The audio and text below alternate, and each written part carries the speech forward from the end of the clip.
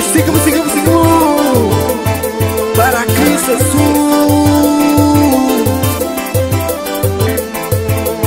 Yang cowok ni baca itu Cristo di kuasa.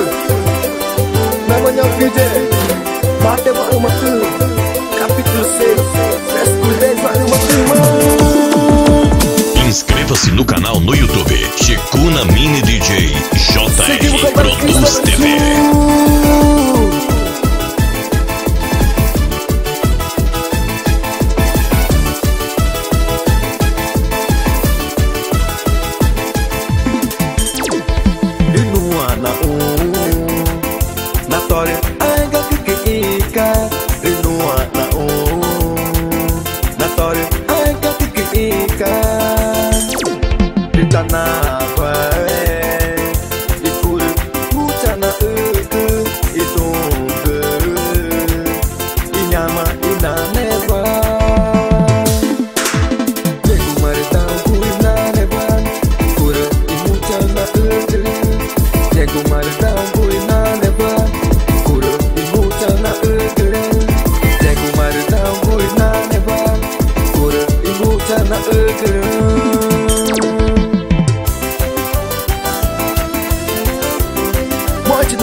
Estúdio JPM Produções.